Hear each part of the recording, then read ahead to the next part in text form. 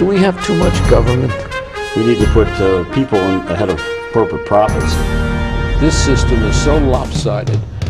This threat is a real threat to democracy. And I think that's really important. That's something we haven't been doing in this country for a long time. Where do you start? What do you do? How do you do it? Access to Democracy and other Eagan community television programming is supported by Thomson Reuters, makers of Westlaw Next and based in Eagan. Through Westlaw Next and other innovative online services, Thomson Reuters is the world's leading source of intelligent information for businesses and professionals. Online at thomsonreuters.com. And by U.S. Federal Credit Union, the member-owned financial institution offering service, value, and experience you can trust to the greater Twin Cities community.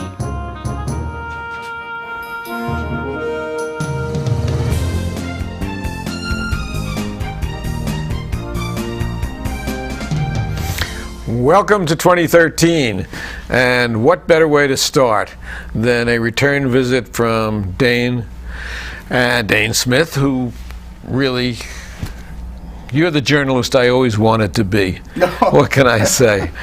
How sweet. And nice thing for you to say. His credits are overwhelming. Nobody has more journalistic experience and more insight in the Twin Cities, in the political scene, than Dane does. And too kind. Star Tribune, Pioneer Press, you appear all the time on the opinion pages of the Strib, and welcome to 2013. Good to be back. Always good to start the year with somebody who can educate us. Yes, it is good to be alive. And you just wrote an article about overreaching. That was in the papers last week, and it's on your front page. Right. You're talking about overreaching by the DFL in 2013. The session is just starting. They'll be sworn in a few days. We're taping this on the 4th. I say tape, but it's not really tape, but that's the generation I live in. So, what did you mean by overreaching? Well, the word overreaching began to be used almost immediately after the DFL swept into power and became the majority party in both the House and Senate. And it became, I think, a topic almost immediately because there was sort of a feeling that, I mean, we just, a cycle ago, 2 years ago, elected Republican majorities to the House and Senate.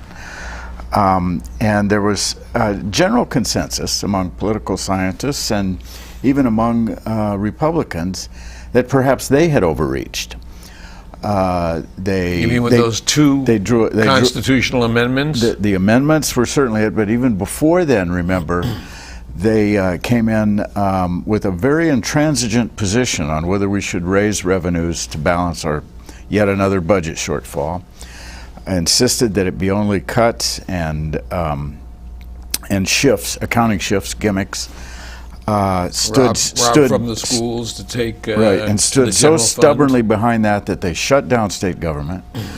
The governor eventually, essentially caved in, and to keep state government going, gave them the solution they wanted, which was basically all cuts and shifts.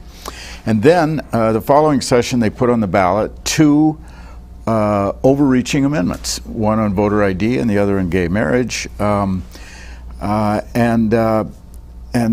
as a result, ignited a storm of opposition. Both of those amendments offended people of color, obviously gay and lesbian community and all of their families.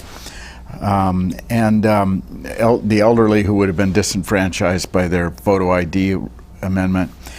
And the whole thing it resulted in sort of a tsunami of opposition that a lot of people credit for sweeping them out of office. I do too, because first they tried to pass both of these measures as bills. Right. The governor vetoed them. Right. And then because they put them on the ballot. The way to make a constitutional amendment in this state is so bizarre, and I hope the legislature deals with it this year, that all you have to do is take something that failed as a bill and try to turn it into a constitutional amendment. Two things that should never be part of the Constitution. Well, they did that. Right. And I do credit them with raising the firestorm that elected Democrats to both houses. It partly had to do with that. Of course, President Obama did very well, better than expected by most pundits towards the end. And so I think in general, this election was sort of a referendum on the size and role of government, too. I think our polling everywhere has shown for a long time that Minnesotans, perhaps more than folks in other states, do value their good governments and the things they do. Education, transportation, healthcare, 9/11 service, 911 service. All the people here understand their civics, and they understand the value of taxes. And they're not unalterably opposed the way some red state constituencies are. So we're always, tugging left and right, cutting taxes, raising them, depending on the business cycle and so forth. But for the last 12 years, as a result of Governor Pawlenty and at times conservative control of the legislatures, we've done nothing but cut public sector services in the midst of budget crisis. And we know from polling over that period that most people don't agree with that. So it really was a referendum on the value of the public sector to Minnesotans. I think that's always the central issue in campaigns and politics. And so the DFL won majorities. Governor Dayton, of course, in a very Republican year in 2010, became governor. He's a DFLer. Total DFL control in the legislature for the first time in 20 years since the late 80s. So what you're saying is you're warning them, don't try to do what the Republicans did. I don't have to warn them. They're saying it themselves. Well, the new leaders are saying we have to be careful about overreach. We have to learn from what the Republicans did, not to try and raise taxes and appropriations all at once to make up for this decade of disinvestment. Nevertheless, there are some crying needs in this state, absolutely compelling needs. We have an unacceptable gap between low-income families, kids, and communities of color, between their test scores and the rest of the population. Businesses identified this as a big problem. We absolutely have to do everything we can to help those kids catch up. And that takes money. It costs more to educate poor students. So we need to fund education. Transportation budgets have taken a beating. We need to build our physical infrastructure. That's what holds business. That's what makes business possible. I was at a Chamber of sewers. Commerce forum yesterday, Right. and that was one of the things that came up. And Senator Carlson said, money has never been cheaper. And of course, the governor's Right. bonding bill was slashed by a third by the Republican legislature last year. And he urged, and there were 2 Republicans in this forum, along with several Democrats, and they felt Right. the other way, but he urged the legislature to go forward with bonding and deal with rapid transit and deal with roads and deal with bridges. And he certainly was very much involved in the failure of the 35W bridge and things like that. And right where you're talking. And of course, we have health care problems. We need universal health care in this state. The societies that have universal health care have much better socioeconomic indicators, everything from lower crime rates to, well, healthier population. Longer people live longer. People are more productive. A lot less than we pay. And they pay less. And so we've got some serious problems and opportunities. We need to view these things as opportunities. And we know that if we invest in early childhood one of the things to watch for is something called mini mines. It's Art a new Rolnick. Art Rolnick's. He proves 12 to 1 idea. how that pays off in the long run.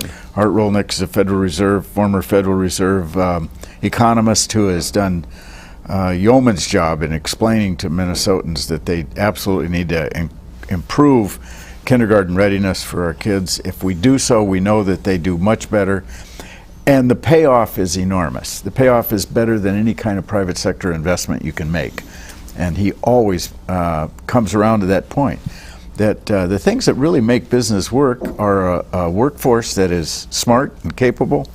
That's always been our secret to success in Minnesota. And you need this physical public infrastructure, roads, sewers, the stuff that knits us together.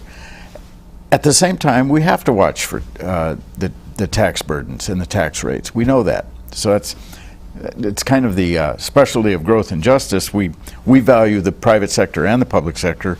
Growth is a marker of respect for that private sector, and the justice is a marker of, that word denotes the need to invest in human capital. So no, we have to attack the tax structure, the income tax Absolutely. structure. One of the things that came up yesterday is can we add new taxes?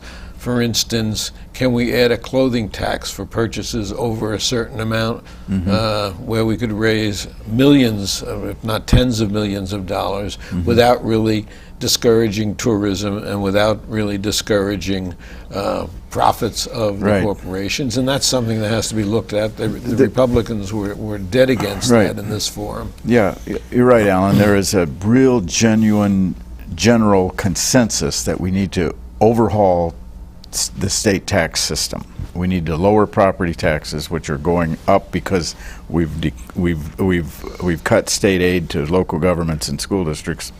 We need to perhaps broaden the sales tax base and lower the rate overall. We might even need to cut the corporate rate. There's that came up general yesterday agreement on also, that. and some of the Democrats And a lot of liberals were in accord with that. A lot of liberals kind of bristle at that idea, but it could make some sense. It has to be a careful overhaul, but Governor Pawlenty appointed a commission, a very conservative Republican governor, that came up with with an overhaul that includes the same kinds of ideas that Growth and Justice and other groups have proposed for years, which includes lowering some taxes, raising other taxes. But we think it needs to be, one thing I don't want to forget that we need to consider is closing loopholes, eliminating some deductions. We do want to have a tax system that is more progressive overall. Our system has gotten more regressive. The folks on the top who are doing better than ever are paying a smaller percentage overall than people in the middle and the bottom. I have a chart that I brought in which indicates how stagnant workers' pay and middle class pay has been for the last half dozen to 10 years, and how executive salaries have skyrocketed during the same period. And when you take the fact that the middle class not only hasn't gotten raises in many cases, but they haven't kept up with the cost of living differential. For instance, in the MNSCU schools, faculty hasn't gotten a raise by agreement for the last 4 going into the 5th year. Well, we're getting less money today than we did 5 years ago based on that. And those things are really disproportionate. You mentioned the tax structure. What has happened is that because of the unfairness of the structure, property taxes have gone up, and that throws the burden. Which adds to the unfairness, It throws the burden on people with fixed incomes. They're in their homes, and suddenly their property tax is up by 1/3 or 1/4 in, even though their in income 2 is years. stable. Their income is stable. It doesn't go up. Or declining even. There's some other opportunities for revenue too. Many of Minnesota businesses who sell stuff in stores are upset that there is no sales tax essentially on online purchases. That was one of the first things that came up yesterday. And as a matter of fact, right after the election, I sent my legislators a list of 9 things that I suggested, and at the top of the list was taxing online sales, because not only does it hurt the local really business person, but we're losing all that revenue. And again, it was Senator Carlson who brought up yesterday the fact that Target and Best Buy, who originally opposed it, now are in favor of that, because Amazon has set up such huge warehouses that they're losing business because Amazon gets away with selling this without any tax. And that's a really important thing. That we're talking billions of dollars if that's implemented. In general, I don't think it would be overreaching for the governor's tax overhaul to bring in over the biennium at least $1 billion more than it does now. We have a state budget of $34 billion for a biennium. That's over 2 years. And so we need some real extra revenue this time out of this overhaul. So that's where Growth and Justice is on this. We're really pushing for a thorough overhaul, but one that is, when we're all done, is more progressive, that raises, that there are certain formulas that show, you know, the percentage paid by the people in the bottom 10%, next 10%, and so forth. That whatever we do, it needs to be more progressive, so that the folks on the top are at least paying an equal share to those in the middle. Right now, they're paying less as a percentage. Is exactly what they're not doing, as you say. Right, or a more equal share. I think people have to understand that yours is not a political party direction. Explain exactly what your think tank does and what it's intended to do. Because a lot of people don't understand Growth and Justice is founded on the idea, as I said, of a profound respect for the private sector, for economic growth. We know how important economic growth is, how successful business sector actually improves living conditions for everyone. Creativity, technology, the abundance that it creates, of premium importance. But we also understand that the things we do with our taxes are equally important. That investment in education and the things that we focus on state and local government, that the things that our governments do are those things that we often do better as a group than we do individually. And so it's really basic common sense. It's been around. It's actually called a social contract. Look it up on Wikipedia. It's like 400 years old at least. It actually goes back to antiquity. But the idea that there are some things we do for the group and some things that we do individually is classic. And we need to get beyond the either or proposition that too often pervades the public discourse. Too often, liberals back into the 60s were almost apologetically Marxist. They actually seem to believe that there should not be a private sector. And a lot of times, there seems to be contempt or disregard for business and profits. And that's not growth and justice. We don't buy that. At the same time, we emphasize heartily what many moderate Republicans have said in this state for our 150 odd years of statehood, and that is that we need to invest in good public stuff. I've been looking. We're nonpartisan. We have Republicans and Democrats on our board of directors, and we try to strike a balance between public and private. I've been looking lately for moderate Republicans, and they're becoming very hard to find, in my I actually think there are estimation. millions of them in the country. But they're not speaking out. And tens of thousands. The ideologues and the extreme right wing have taken over, and I think these people have to come forward and speak rationally to the voice of reason. I'm glad you mentioned that, because I think that some of the smartest, best public policy writing and commentary today is actually coming from moderate Republicans. People like David Brooks and David Fromm. But they're out of government. They're not in government. Well, that's true. But there are people like, there are Republican leaders. I think that actually what we saw with the fiscal cliff negotiations was the moderates taking control. in their own party. And of course, you saw that a majority of Republicans in the U.S. House actually ended up voting against the fiscal cliff compromise. However, it's the leadership wanted to make a compromise. So there is kind of no question, a battle for the soul of the future of Republicanism, and I personally do hope that the folks who are for moderation and reason went out. I do too, because what we don't need is a one-party system controlling this government, either federal or state. Or an ideology controlling either party. Right. We need to have a give and take. A word that seems to have lost its significance is compromise, and we did see it on the fiscal cliff vote, although we have 3 more votes coming up, and I already hear the howls from the right wing about how they're going to sabotage the debt ceiling, etc. Right. Which is really discouraging. Yeah, it is really worrisome to see people basically say that they'd rather have the whole system fail than to compromise, or to actually have our government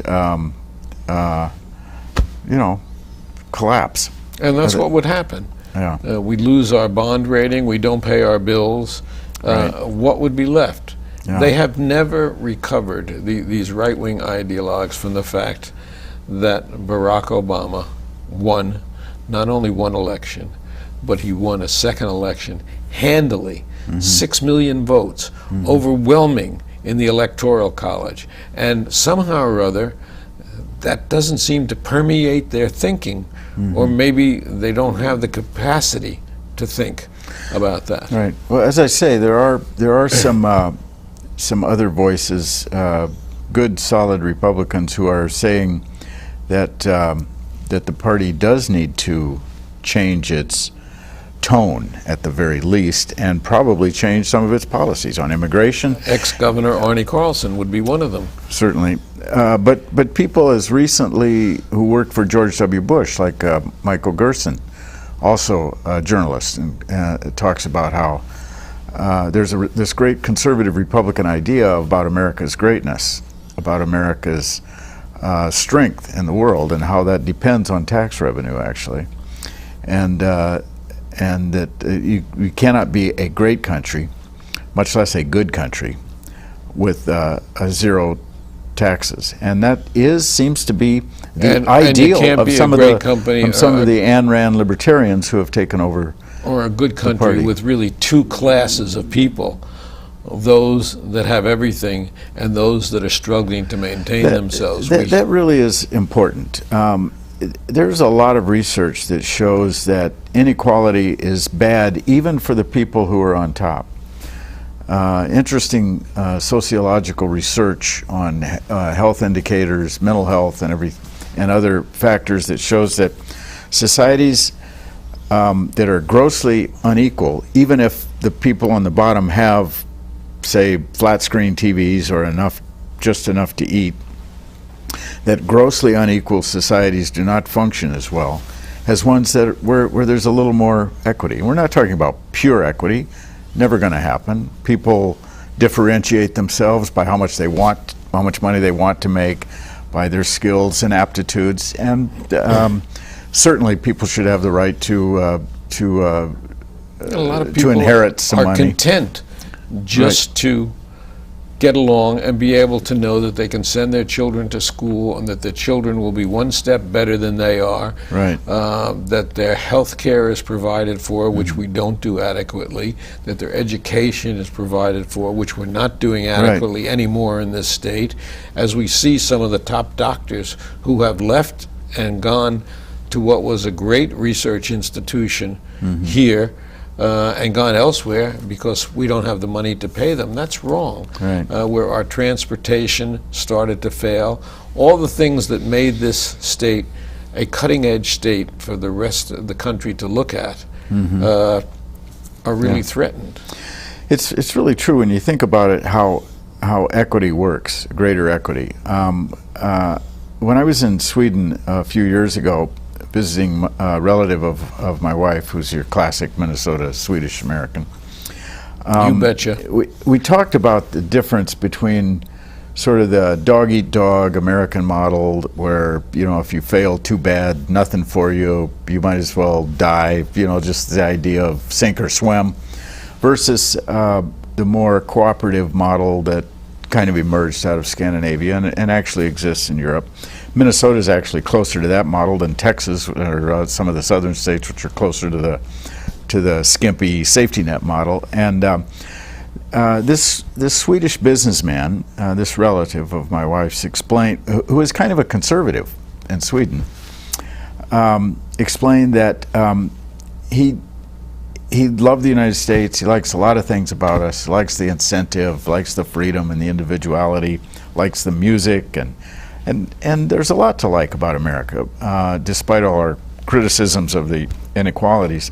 But he used this great analogy. He said people used to think that hunting dogs worked better when they were hungry and angry and underfed, and that they just, you know, they'd be that much meaner and more effective.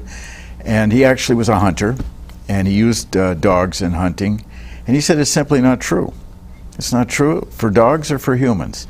That dogs are better if they're well fed and if they're taken care of and they feel secure. I just thought it was a fascinating analogy. It is a fascinating. That humans function better when they have a level of security. Now, you mentioned running something scared, about people do not operate well when they're running scared or they're desperate. and we see that. Yes, You absolutely. mentioned something about dog eat dog, and I want to mention that my late pet Oh, what Toby, a segue. Toby was not one who would eat any dogs, and he was content just to eat what we ate. Maybe we can focus on the book, which is going to be out in mass distribution shortly. But I set you up I'm there. very proud of the fact that he wrote this book. This was a very intelligent dog who kept a journal Clearly. and wrote this book, and we've been able to transcribe it, and it'll soon be on the shelves, we hope, in most of the bookstores and Barnes & Noble, etc. Well, if you can prove that your dog actually wrote it, I think... Well, we you know, have that right in the back of the book. We have his paw prints, and we translated them so that... Well, this book ought to sell 1 billion copies. Actually. Well, from your mouth too. Anyway, there's so much we haven't talked about, and we've already used up everything but our last few seconds here. You got to come back again soon. We have, Sure. I As have, the I have a session whole progresses, list of I'd love here. to talk about some of the agenda items that we need to process in the next legislative session. It should be a very interesting one. Bill Salisbury in the Pioneer Press just wrote an op-ed comparing the possibilities of this session to 1973, which was a real watershed session in terms of environmental protections and all kinds of progressive reforms that had buy-in from both parties, and it was a Let's hope so. And possibility. come back soon. Dane Smith, thank you so much. Thank you, Alan. Thank you.